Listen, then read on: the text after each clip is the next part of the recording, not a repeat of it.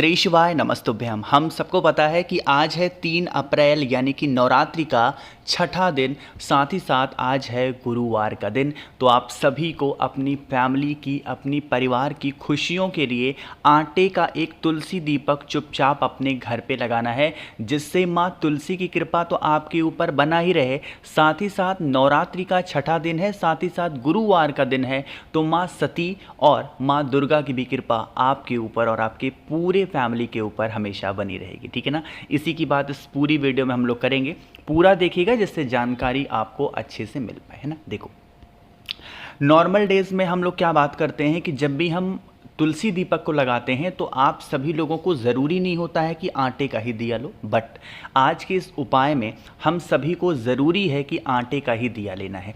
आप अगर मेरी डेली की वीडियोस देखते होंगे तो मैं आप लोग को यही फ़ोटो दिखाता हूँ आटे का, है ना। इसके पीछे का रीज़न क्या है, आपने सोचा कभी? देखो, मेरा मतलब ये होता है ना कि आप लोग जितने भी लोग मेरी वीडियो देख रहे हो ना, आप हर एक उपाय को ढंग से कर पाओ, बहुत ही प्यार से कर पाओ, और इसके लिए आपको समझना बहुत ज़रूरी है।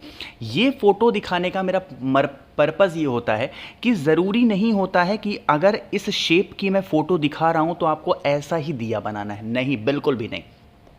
आटे के दिए को बनाने का कोई नियम ही नहीं होता है, बस आप सभी किसी भी शेप का आप दिया बना सकते हैं, इसमें कोई दिक्कत नहीं है, कोई प्रॉब्लम नहीं है। ठीक है ना। अब बातें करते हैं इस उपाय को करेंगे कैसे।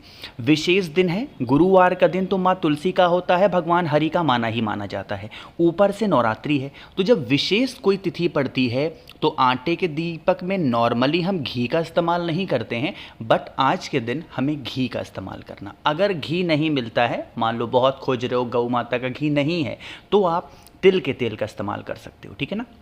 बट पहले कोशिश करना कि भाई घी मिल जाए। ठीक। और यहाँ पे हम सभी लोगों को कौन सा दिया लगाना है इसकी बातें बाद में करेंगे। सबसे पहले हम समझते हैं इस दीपक को लगाना कहाँ पे है। मुझे पूरी उम्मीद है आप सभी के घरों में माँ तुलसी का पौधा ज़रूर होगा। जिन भी लोगों के घरों में माँ तुलसी का पौधा हरा भरा होता है ना, उनके घर में किसी को भी नज़र नहीं लगते, टोने टोट के नहीं लगते। ठीक है ना। अब क्या करिएगा, आप इस प्रकार से तुलसी माता के पेड़ के पास जाएंगे। एक नियम और समझेंगे। कुछ लोग क्या करते हैं, जब उनसे कहा जाता है कि माँ तुलसी के पास में दीपक लगाओ ना, तो बड़ा सा गमला रहता है उनका, बस गमले के अंदर ही रख देंगे। बस जैसे ही गमले के अंदर रखा आपने, दोष लगना स्टार्ट हो गया, और फिर कहते हो भैया इतने उपाय करते कुछ फ़ायदा नहीं करता। जब तरीका ही नहीं फॉलो करोगे तो कैसे उपाय फ़ायदा करेगा? नहीं करेगा ना। तो तरीका क्या है, तुलसी माता के गमले के अंदर कभी दिया मत लगाना। इससे क्या होगा, जो दीपक आप लगाओगे ना, उससे तुलसी माता के पत्तों को हानि होगी, और जैसे ही आपके द्वारा दिए गए दीपक से तुलसी माता के पत्ते को हानि हुई, ऐसे ही आपकी फैमिली में दोष लगना स्टार्ट हो जाता है। ठीक है ना। तो इस चीज़ का विशेष ध्यान देंगे। जो दीपक का इस्तेमाल करोगे थोड़ी सी दूरी पे करना। ठीक है ना। अब इतनी भी दूरी पे मत कर देना, थोड़ा सा दूरी पे करना। ठीक है ना। ना तो गमले को कोई नुकसान हो और ना ही पत्ते को। ठीक कर दिया। अब इतना करने के बाद में ये हमने आटे का दिया रखा है। अब इस आटे के दीपक में कौन सी बत्ती लगाएंगे? गोल बत्ती। वैसे तो किसी भी देवी के सामने हम दिया लगाते हैं तो कौन सा दिया लगाते हैं? हमेशा लंबी बत्ती का। वो भी नवरात्रि है तो लंबी लगाना चाहिए था। क्यों हम गोल लगा रहे हैं? देखो, तुलसी माँ प्रसन्न तभी होंगी जब आप भगवान हरि को प्रसन्न करोगे। ठीक है ना। तो इसीलिए जो हम तुलसी माता के सामने दीपक को लगाते हैं वो कौन सा होता है? गोल बत्ती का। क्योंकि भगवान हरि, भगवान नारायण कौन है? देवता हैं, और देवता के लिए कौन सी बत्ती लगती है? गोल बत्ती। चीज़ें क्लियर हो रही हैं क्या? देखो, मैं आपको कोई उपाय समझाता ना तो पूरा उसका कंसेप्ट बताता हूँ कि आखिर ऐसा क्यों करते हैं ना। सिर्फ बता नहीं दिया कि हाँ ऐसे करना, नहीं, क्यों करते हैं ये भी बताता हूँ। अब हमने ऐसा कर लिया। अब आपको दीपक को डायरेक्ट धरती माता के ऊपर नहीं रखना होता है, ये भी बताया है मैंने। तो दीपक के नीचे क्या लगाएंगे? थोड़ा सा हल्दी रखेंगे। ठीक है ना। एंड देन आप सभी लोगों को इस दीपक को प्रज्वलित करना है, जलाना है। जब दिए को जलाओगे तो भगवान हरि का जो मूल मंत्र है वो हमें ध्यान होना चाहिए। ओम नमो भगवते वासुदेवाय। क्या स्मरण करोगे? ओम नमो भगवते वासुदेवाय। इस मंत्र का स्मरण करके दीपक को जलाना। एंड देन दोबारा से दीपक के अंदर आप सभी लोगों को एक चुटकी हल्दी को डाल देना है। इससे भगवान हरि की कृपा तो हमारे घर के ऊपर रहती है, साथ ही साथ माँ तुलसी भी प्रसन्न होती हैं और हमेशा हरी भरी रहती हैं, जिससे हमारे घर में हमारे परिवार को कभी नज़र नहीं लगते, कभी टोने टोटके नहीं लगते, ठीक है ना। चलो, तो पहला उपाय तो आप सभी को समझ में आ गया। देखो वीडियो थोड़ी बड़ी ज़रूर बनती है, लेकिन मेरा ये मतलब होता है ना कि एक बार आप समझ गए ना, तो भले ही वीडियो पहला उपाय बताने में 4 मिनट 5 मिनट लग गए, बट आप जब समझ जाओगे ना तो करने में 10 सेकंड लगेगा बस, ठीक है ना। तो समझना सबसे ज़्यादा ज़रूरी है। आगे बढ़ते हैं अब इस वीडियो के हम लोग अपने दूसरे उपाय की तरफ, जो कि हम सभी को किससे करना है, हल्दी के साथ करना है। अब यहाँ पे खड़ी हल्दी मैंने दिखाने का मेरा मकसद क्या है कि जब आप इस दूसरे उपाय को करोगे तो खड़ी हल्दी को कूट करके पीस करके पाउडर का फॉर्म देंगे, ठीक है ना। चीज़ें क्लियर है क्या। चलो, हल्दी ले लिया। हल्दी के बाद में आपके पास में 2 ऑप्शन में देने जा रहा हूं, समझिएगा।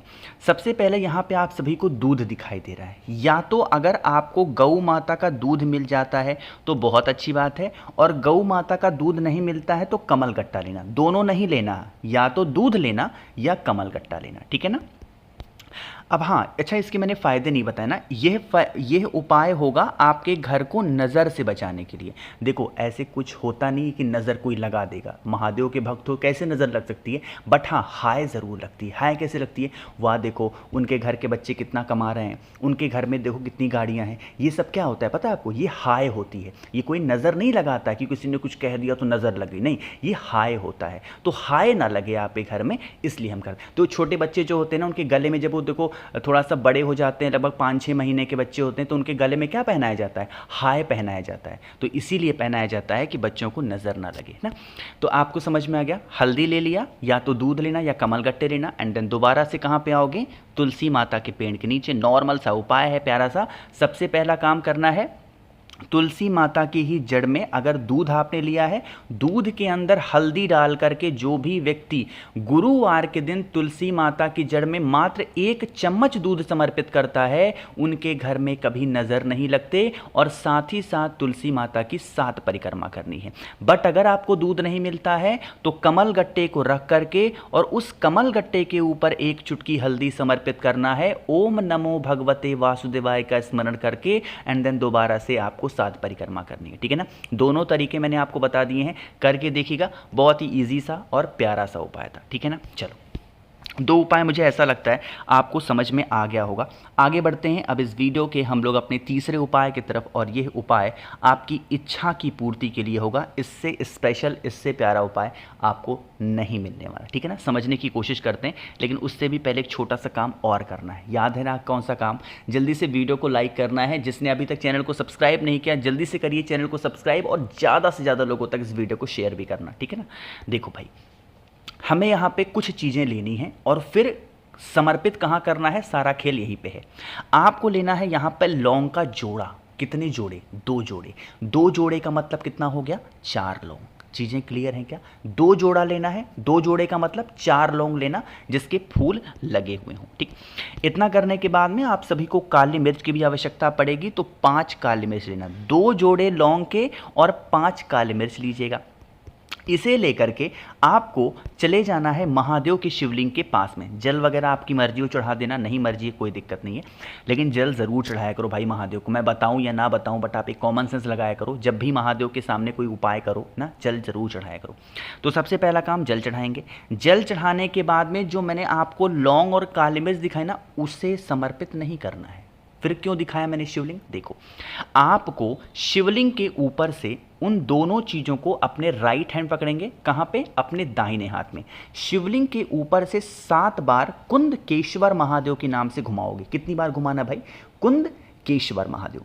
घुमाने के बाद में नवरात्रि का महीना चल रहा है, तो कहाँ पे जाना है, मैं फोटो लगाना भूल गया तो ऐसे समझा दे रहा हूँ। ये कौन सा पेड़ है, ये नीम का पेड़ है। तो भगवान शंकर के ऊपर से 7 बार घुमाने के बाद में कुंद केश्वर महादेव के नाम से उन दोनों चीज़ों को, कौन सी दोनों चीज़, लौंग और काली मिर्च को नीम पेड़ के नीचे डाल करके चले आना। जीवन की जो तकलीफें होंगी वो तो खत्म होंगी, साथ ही साथ यह उपाय आप जिस इच्छा के लिए कर रहे हो वो विशेष पूरी ज़रूर होंगी, ठीक है ना।